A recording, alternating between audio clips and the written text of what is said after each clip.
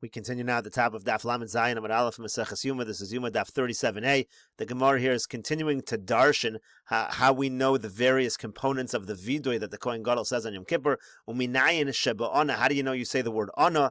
Nemar kan kapara, because it says over here kapara. V'nemar lahalan b'chorev kapara. It also says the word kapara by the egel. Rashi says b'maisa egel ulai achapra biad chataschem. It says the same language of kapara. Malahalan ba'ana, just like over there by the egel, it says ana chata ha'amazer. Rashi says he uses the word ana, just like over there ba'ana. Afkan ba'ana, so too over here we use the word ana. Uminayin shebeshem. How do you know you use the name of God? Rashi says uminayin shebeshem ana Hashem. How do you know you say ana Hashem? Nemar kan kapara. Again, it says over here kapara. V'nemra be'egla arufa kapara. It also says by egla arufa, it says the word kapara. Rashi says it says kaper li'amcha Yisrael asher padiso Hashem. So it uses the same term. Ma'alahalan b'shem, just like over there you use the shem Hashem. Afkan b'shem, so too over here you use the shem Hashem. The Gemara says, Amar Abaya says, B'shlama chorev me'egla arufa lo yalef. I understand you can't learn Har Sinai from egla arufa. Ma'ida have it, because whatever happened, happened. Rashi over here says, B'shlama chorev me'egla lo yalef lomar shihei sham hazkaras Hashem. You're not going to say that by chorev there was a hazkaras Hashem, because by egla arufa we find Hashem's name mentioned, because whatever happened, happened. Rashi says, Ma'ida have it, kvar avar, it already happened. V'yefshar lach, so you're not going to go back and put the word, the name of Hashem in by the Ona, by Har Sinai. Elo, Egla Arufa Telef Mechorev. But why not do the reverse? Why didn't they learn Egla Arufa from Chorev? In other words, Rashi says, Elo Egla Arufa Neilef Mechorev V'tiboy Ona. You should say the word Ona by Egla Arufa. By Egla Arufa, there's no word Ona in the pasuk. We should learn out from Har Sinai that you have to say the word Ona. Now maybe you'll say, we do have the word Ana, we should add in the word Ana by Egla Arufa, we should learn from Chorev, we should learn from Har Sinai. But the Gemara says that's not true. But we learned in the Mishnah, HaKohanim omrim kaper li'amcha Yisrael. It says the Kohanim say kaper li'amcha Yisrael. V'ilu ba'ana lo kamar. They don't say the word ana. Why not say the word ana by egla arufa?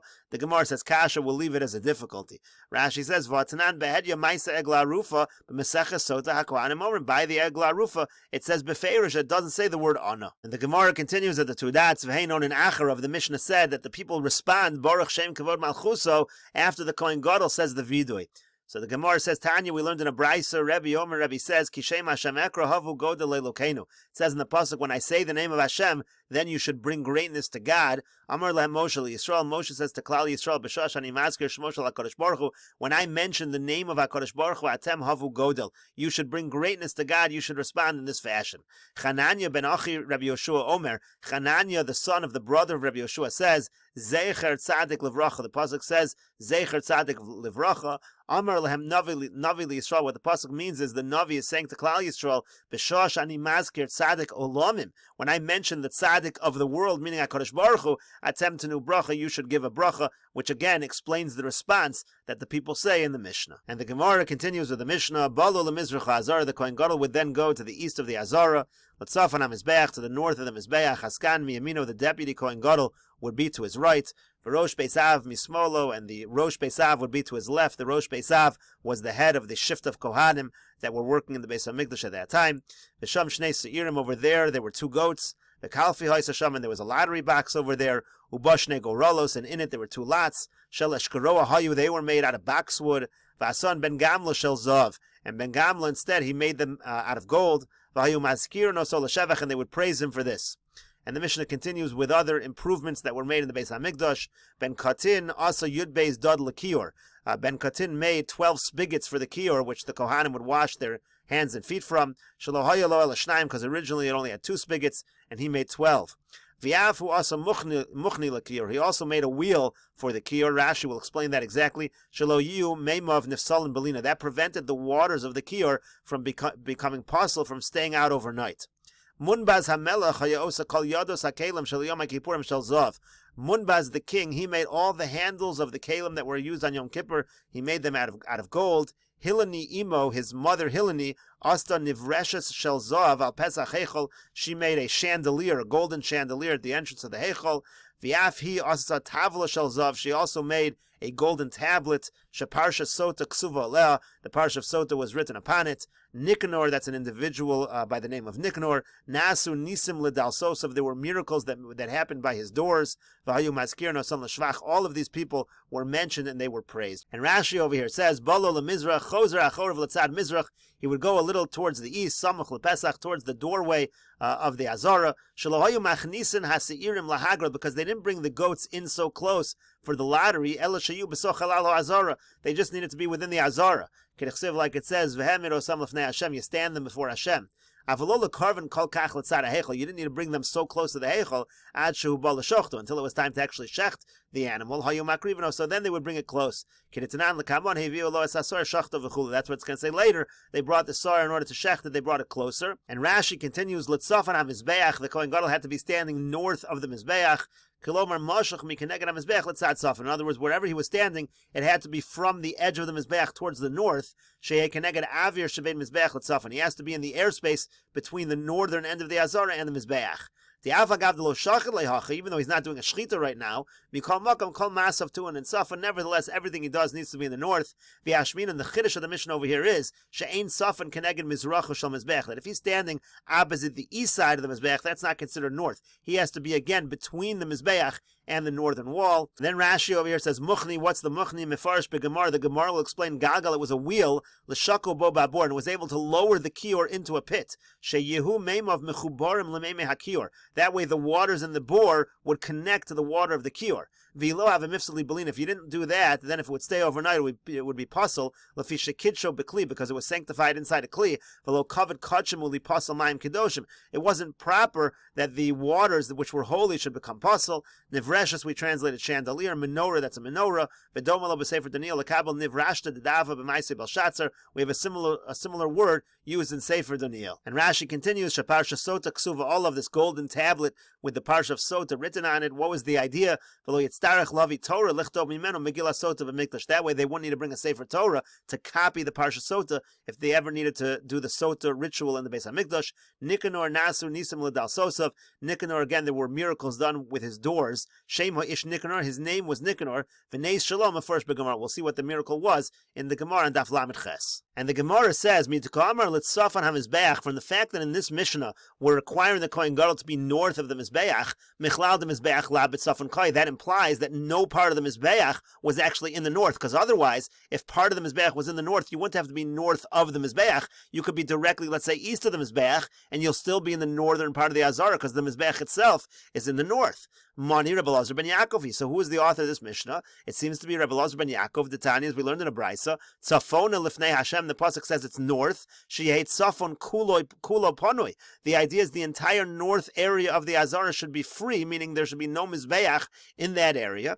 Divrei Rebbe Elazar ben Yaakov. That's the opinion of Rebbe Elazar ben Yaakov. So again, you see, Rebbe Elazar ben Yaakov holds none of the mizbeach is in the north. So the Gemara asks for a Reisha Rebbe Elazar Rebbe Shimoni, but the Reisha, the first part of the Mishnah, held that the Mizbeach was in the north. It followed Rebbe Elazar Rebbe Shimon. And the Gemara answers, Kula Rebbe Elazar ben Yaakov. The entire Mishnah, all the Mishnayos are really Rebbe Elazar ben Yaakov. V'tani bebein ha'ulam v'la Mizbeach. You should learn in the earlier Mishnah, he was in the area between the ulam and the Mizbeach. Rashi here will explain. Midakamer l'tzafan ha-Mizbeach shehutzrach l'moshcha mikeneged ha-Mizbeach l'tzafan. From the fact that he has to be north of the Mizbeach, Michlal, the Mizbeach la'abit tzafan ha-v'koi, that implies the Mizbeach was not in the north. Ein klum min ha-Mizbeach b'tzafan ha-Azara. It sounds like no part of the Mizbeach was in the north. V'yav'kai mikeneged mizracha shel Mizbeach porsa la'abit tzafan kaimi. It sounds like from our Mishnah, if he's, let's say, on the east side of the Mizbeach, he's not in the north at all. Tzafona al yerach ha-Mizbeach, tzafona loshan avir mashma, hach he yisera el tzafon shua avir haponoi. Again, the idea of Rebbe Elazar ben Yaakov is tzafona, it's an area that's completely free. The northern area, there's nothing there, no part of the Mizbeach is in the north. V'areisha Rebbe Elazar Rebbe Shimon, damer Mizbeach miktsaso b'tzafon. What did we say before? We said that the Mizbeach, part of it was in the north. Shehichshir shchita sapar bein ha'ulam v'la Mizbeach. The previous Mishnah said you're allowed to shecht the bull between the ulam, the entrance hall of the Beis HaMikdash, and the Mizbeach, meaning you're between those two things. That sounds like you're corresponding to the west side of the Mizbeach, as if the Mizbeach is in the north. And the Gemara answers, Kula Rebbe Elazar ben Yaakov v'tani bereisha par ha'yomed bibein ha'ulam v'la mizbeach. The proper text should be that the bull was standing in the area between the ulam and the mizbeach, meaning samuch lebein ha'ulam v'la mizbeach eitzel mikzoat tzifonis shal mizbeach. It's in the north. It's north of the mizbeach, but the point just was it's more closer to the entrance hall. Shaya mekarvan eitzel ha'pesach b'chol yecholas. They put it as close to the entrance of the Beis Hamikdash as possible, as we said before. Mishum chulsha de kohen, because the kohen was weak. We didn't want to have him to carry the blood so far. V'yoser mikan lo yachol lekarvan. You can't do it any closer than that. T'ima ayalei keneged mizrach hamizbeach la betzafon. If you're going to go already east of the Mizbeach, or opposite the east of the Mizbeach, meaning right opposite the Mizbeach, then you're already not going to be in the north, and it's going to be a problem. And we should note, the Hagos Mari Yolanda says, Tzarech Lomar Keneged Ma'ariv HaMizbeach. It shouldn't say Mizrach HaMizbeach over here. It should say Ma'ariv HaMizbeach, because we're talking about between the Ulam and the Mizbeach. So it's the western side of the Mizbeach. If you go on the west of the Mizbeach, you're not going to be in the north at all, because the Mizbeach was not in the north at all. And the Gemara continues at the two dots, quoting the Mishnah, Hasgan B'Yamino, the deputy Kohen Gadol would be to the right of the Kohen Gadol, V'Rosh Beisav, and the Rosh Beisav would be B'Smolo, to the left of the Kohen Gadol. Omar, Rav Yehuda says, Hamhalech Liyamin Rabbo, anyone who walks to the right of his Rebbe, Harez a bor, that person is a bor, that is considered an improper derech eretz. So the Gemara says, Tanan, we learned in our Mishnah, Hasgan b'yamino v'rosh beisav b'smolo. It says that the deputy would be to his right. So how does that reconcile with what Rav Yehuda says? V'yotanya, and furthermore, we learned in a brisa, Shlosha shayim halchin baderech, if three people are walking on the road, Harav be'em, so the Rebbe should go in the middle, Gadol b'yamino, the next greatest should go to the right, V'katan mismolo, and the lesser one should go to the left. V'chein motzino b'shlosha malachei asharis. We find similarly by the three malachei asharis, Shabo etzel Avram, that came to visit Avram Avinu, Michael be'emtza, Gavriel b'yamino, or Rafal b'smolo. So again, you find Gavriel at the right. So how do we understand what Rav Yehuda said? So the Gemara says, Tir Gemara, Rav Shmuel bar Papa kami de Rav Ada. Rav Shmuel bar Papa in front of Rav Ada interpreted it as follows: Kidei sheyiskasebo Rabo. The idea is that he should be partially obscured by his Rebbe. And Rashi over here explains, Harez a bor, the person is a bor. What does that mean? Afilu b'derech eretz, no baki. He doesn't even know proper derech eretz. Kimol shoyim halchem b'derech. Again, three people walking on the road. Lo yelchu zachar zeh. They shouldn't walk one after the other. Ela b'shur achas. They should walk in a row. V'chein matzino b'malachei asharis. Min chsiv shlosh nitzav malam mechlal sheb'shur achas havakaimi. They're walking one right next to the other. Zeh itzel zeh. This one by this one. These zeh zeh, because if they're walking in a line one after the other, kaimi, that's how they're standing. Ein zeh nitzav malav. They're not all standing in front of Avram. Ela rishon, only the first one. They're coming one at a time. Clearly, they were all coming together. And so the Gemara answered, Kadeshi Yaskasabo Rabo, meaning, Hadikatani Miyamino, when it says that one of them goes to his right, Lo Shielech Etzlo, it's not that he's right next to him. Ela Miachorav, he's a little behind him, but also to the right. Umiu Gadol Yamin, Vikatan Litzad Small, the greater one goes to the right, the lesser one to the left. Eitzel Gadol in terms of the greater one, Ushneim Achore Harav Mamish, but both of them should walk behind the Rav. So again, that's what it means. Kadeshi Yaskasabo Rabo means he's slightly obscured by his Rebbe, he's slightly behind his Rebbe. He's not directly next to him on the right.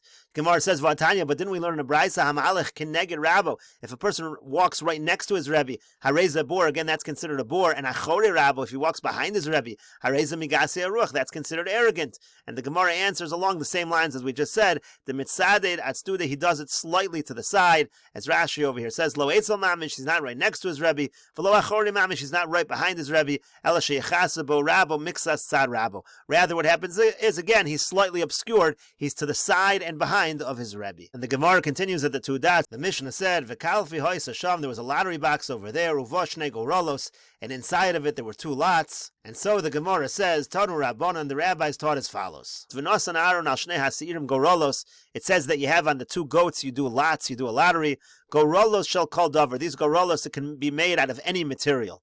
Yachol yiten shnayim al zeh, shnayim al zeh. Now I might think that you have two lots for each so'ir. So the Gemara says, Talmud lomar gorol echad laHashem v'gorol echad laAzazel. It's one lot laHashem and one for Azazel. Ein kan laHashem el gorol echad v'ein kan laAzazel elo echad. For Hashem, it's just one lot, and for Azazel, it's one lot. Yachol yiten shel shem v'shel Azazel al zeh v'shel shem v'shel Azazel al zeh. Maybe you have a lot that says Shem and Azazel for one goat, and you have the same thing. You have another lot that says Hashem and Azazel from the other. Talmud lomar, the pasuk says, Gorol echad laHashem, ein kan laHashem elo echad. There's only one Gorol Hashem, v'ein kan laAzazel elo echad, and there's only one Gorol for Azazel. Imkein matamad lomar go rolos. If so, if it's just a single one for each thing, why does it say go rolos? What does the pasuk mean when it says it in plural? And the idea is sheyu shavin. The two lots have to be equal. That's what it means. Al shnei hasi'irim go rolos. They have to be equal. Shelo yasa echad shel zav v'echad shel kesef. You shouldn't make one out of gold and one out of silver. Echad gadol v'echad katan. You shouldn't make one big. You shouldn't make one small. Gemara says, go rolos shall call dover. It says you make the go rolos out of any material. Pshita, isn't that obvious? Why wouldn't we be allowed to make it out of any material? Gemara says, lo tricha, no, it's needed l'chiratanya, for the following brisa. Lefisha matzinu b'tzitz shehashem kasav olav. We find by the tzitz that the Kohen Gadol wears that the name of Hashem is written on it, v'hu shel zav, and it's made out of gold. Yachol avzeh, I might think the same is true over here. Hashem's name is written on it, it should be made out of gold. Talmud lomar gorol riba. So the pasuk says gorol as an inclusion. Riba shel zayis, it could be made out of olive. Riba shel egos, it could be made out of egos, out of nuts. Riba shel eshkaro, it could be made out of boxwood. It does not matter what material it's made out of. And the Gemara continues at the two dots, quoting the Mishnah, Ben Katin, also Shneim, Aser, Dod, Lakir, V'chulu. It says Ben Katin made 12 spigots for the kiyar. Tana was taught, Kedei Sheyu, Shneim, Aser, Echav, HaKohanim, HaAsukin, B'tamid, the reason for this was so that the 12 Kohanim who were dealing with the carbon tamid, there were 12 Kohanim involved, they could all sanctify their hands and their feet at one time. And the Gemara continues, Tana was taught, Shacharis in the morning, B'milua, when the basin is full, Mekadesh Yodav V'raglav Min Elyon, the Kohen can sanctify his hands and his feet from the upper spigots, because again the basin is full. Arvis B'yiridaso, but in the evening, when the basin's already emptying out, Mekadesh Yodav V'raglav Min Atachton, so then he sanctifies his hands and his feet from the lower spigots. And the Gemara continues at the two dots, quoting the Mishnah, V'yafu asa muchna l'kior v'chulu. It says again, he also made a wheel for the kior. My muchni, what does it mean, muchni? Amr Abaya, Abaya says Gilgala was a wheel to have a meshakale that was able to lower, as we said, it was able to lower the kior so that it would connect with the waters down below in the bore. And the Gemara continues again at the two dots, quoting the Mishnah, Munbaz HaMelech asa kol yados HaKelim v'chulu. Munbaz HaMelech, he made all the handles of the Kelim for Yom Kippur out of gold. He was a king during the times of the second Beis HaMikdash. So the Gemara says, Navdinu lidid hudazav, why not make the Kelim themselves out of gold? Why only the handles? And we'll continue with this discussion in the next video on Daf Lamed Zayin Amud Beis.